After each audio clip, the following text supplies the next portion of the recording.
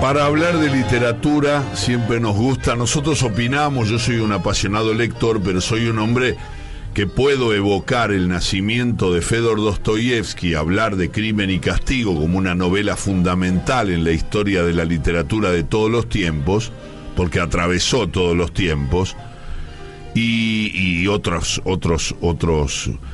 novelas más de Dostoyevsky y sus relatos. Nació un 21 de octubre, un día como hoy, de 1821. Y entonces convoqué, es un sueño y obviamente, seguramente va a estar aquí, es de la casa, es una mujer que es escritora, es guionista, es docente y es Macarena Morania, que viene a poner un poco de precisión a lo que yo desordenadamente dije de la influencia de Dostoyevsky, de ese escritor ruso, y de la influencia de algunas de sus obras, por ejemplo, Crimen y Castigo. Macarena, qué gusto tenerte, ¿cómo estás? Hola Alejandro, el gusto es mío, indudablemente. Igual justo la palabra precisión, no sé si es la palabra porque vos dijiste que nació el 21 de octubre. Ajá. Y una de las tantas dudas y de las cuestiones imprecisas de la figura de Dostoyevsky es que algunos dicen que nació el 30 de noviembre de 1821. Sí, así que bueno, al igual que varios escritores que en el caso de él no por inmigrantes, sino porque bueno, hay algunos biógrafos que dan una fecha y otros que dan otra. La excusa viene bien para hablar de un hombre que ha atravesado todos los tiempos. Esas obras que cuando charlamos con Macarena siempre le digo, hay obras, hay novelas y novelas, y hay muchas muy valiosas, pero hay cuestiones que atraviesan todas las épocas. Si él la escribió, vamos a poner, yo hice un cálculo más o menos, 1840, 1850, 1860. Sí. Hoy se habla de Crimen y Castigo. Cuando yo recomiendo Crimen y Castigo, me llama por teléfono una amiga, un amigo, y me dice: gracias por no permitirme que me pierda esa novela conmovedora, por ejemplo, ¿no? Sí, yo tomé taller con Guillermo Sacomano y lo primero que nos dio para leer es literatura rusa y arrancar, más que con Crimen y Castigo, él nos recomendó Los Hermanos Karamazov, que también es un excelente punto de partida para leer la obra de Dostoyevsky. Crimen y Castigo en particular fue publicada en 2 entregas, originalmente en una revista en 1866 y luego fue una novela. Su protagonista es Rodion Raskolnikov, un excelente personaje que reúne montones de características. Es un poco poco decir que es una novela de tinte psicológico, pero lo es, y en el caso del personaje de Raskolnikov, él tiene, además, a lo largo de su vida y del proceso de lo que le va ocurriendo, sobre todo el punto más alto, que es el crimen que él comete, él va cambiando muchísimo su personalidad.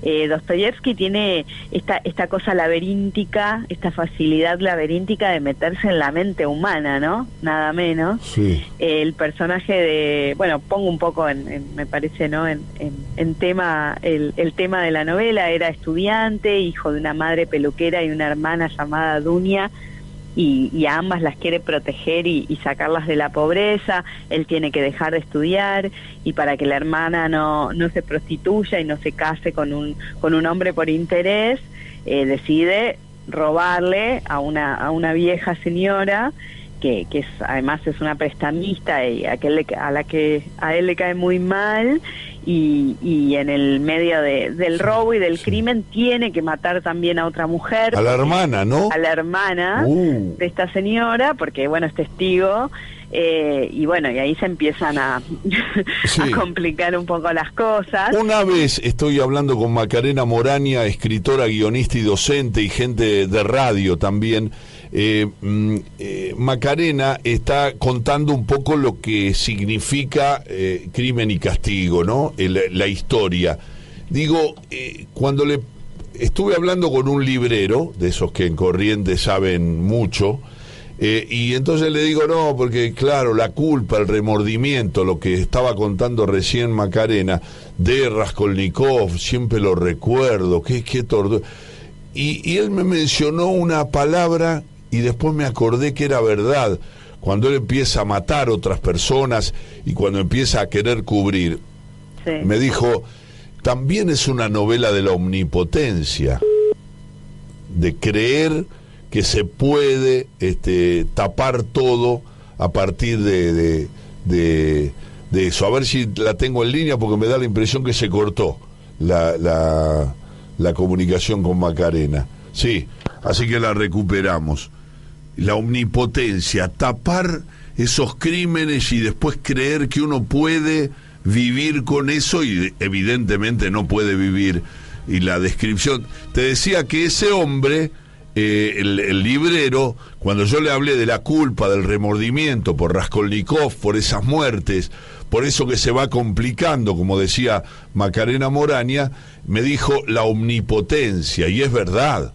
Sí, absolutamente. Bueno, el gran capítulo de la novela, al que se vuelve siempre y que para mí es indispensable para quienes quieran escribir y también para los lectores apasionados, es la confesión misma de él. Claro. Porque ahí se ve todo este vaivén de sentimientos y de cuestiones morales que el tipo despliega. Además, la novela está escrita en tercera persona, un narrador omnisciente, que es un lujo para el lector porque te permite estar en todos los lugares y en todos los personajes, pero al mismo tiempo cuando la voz del protagonista es la que cuenta y la que dice, la que manifiesta sus sentimientos, es otro lujo porque ahí nos encontramos con el protagonista en primera persona. Y ahí se debaten todas las cuestiones humanas, digamos, esto parte de un crimen, pero podría partir de cualquier otro hecho. El tipo lo que hace es, digresiones sobre su comportamiento humano y hacer estas categorías sobre las personas. Es una obra maestra.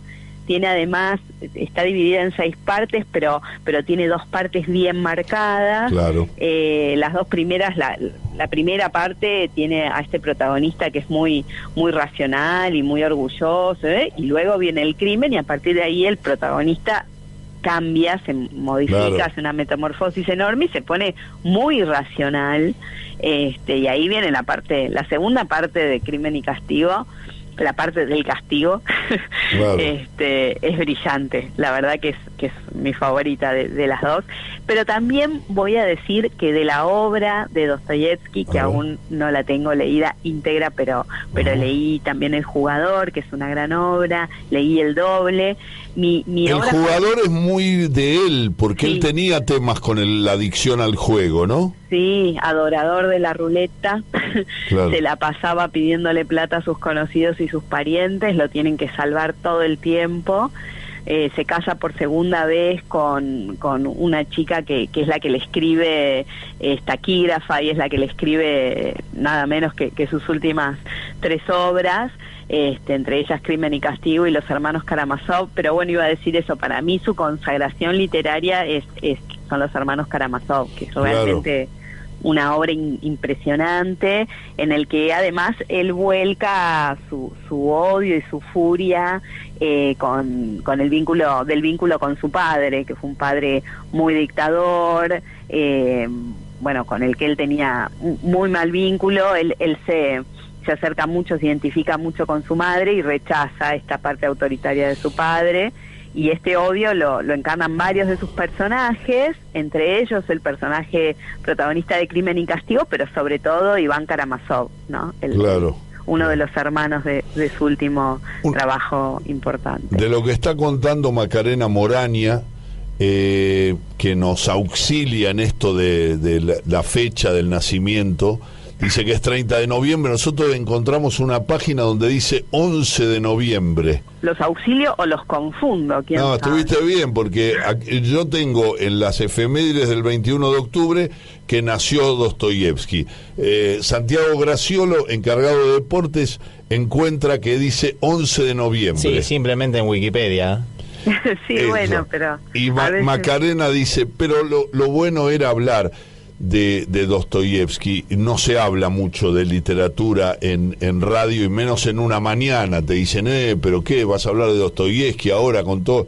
Nosotros ya transitamos la actualidad y vamos buscando los caminos del móvil pero también queríamos hacer una pausa con Macarena Moraña para hablar de este hombre que ha sido clave en la literatura de todos los tiempos, esas cosas que tienen las grandes novelas. Recién Macarena lo decía con claridad, de su preferencia, pero además de lo que ha trascendido a lo largo de todos los tiempos estas historias que contaba. Del cine, voy a decir algo y agrego, a lo mejor ella conoce también de cine, Macarena, pero hay una versión muy buena finlandesa de Crimen y Castigo, muy buena, lejana en el tiempo, es una película añeja, pero una versión extraordinaria, diría yo, no regalándole nada, muy ajustada en la actuación, un gran personaje armado desde Raskolnikov hacia ese actor que finlandés, que por supuesto desconozco el nombre porque tenía muchas más consonantes que vocales el apellido. Y hay una versión histórica de los hermanos Karamazov, y para que ustedes tengan una imagen de, hoy sí, ya la recuerdo la película, la pelada de Jules Briner brilla ahí como uno de los hermanos Karamazov. Se ubican, ¿no?, de quién estoy hablando, de Jules Briner.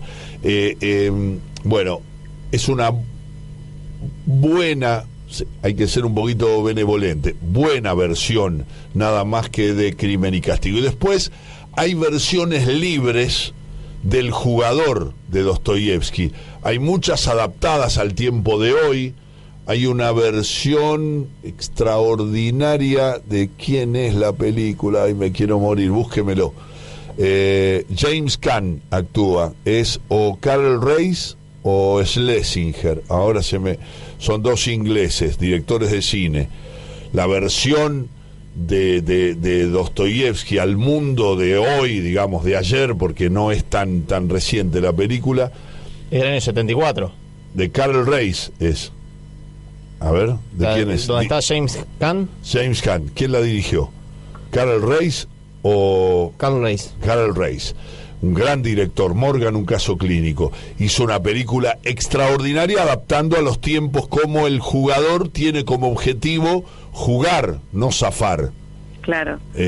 No, además con respecto a esa característica de él como figura, como ser humano que era jugador, también fue cambiando mucho con el paso del tiempo. Así como pasa que a veces cuando se mueren figuras importantes se los pone en un pedestal y se los realza y sus mejores características son las únicas mencionadas. En el caso de él vino una parte de la crítica grande, y luego sus biógrafos también se fueron encontrando con que no era un tipo que necesariamente le cayera bien a todo el mundo, dejó muchas deudas. Entonces también las versiones cinematográficas del Jugador se fueron adaptando no solo a la obra literaria en sí, a la novela, que es maravillosa, y si la pueden leer en sus primeras traducciones argentinas son al castellano, quiero decir, al español, es genial esa obra. El Jugador es muy breve y es una puerta de acceso muy buena a la obra de él. Se ve algo muy muy diferente a lo que después fueron siendo las versiones de la obra, porque se fueron contaminando un poco con las opiniones de la gente, ¿no? Qué bueno. Siempre nos gusta que estés charlando de estas cosas, por eso te llamamos. Gracias. Macarena Moraña, que además ha escrito...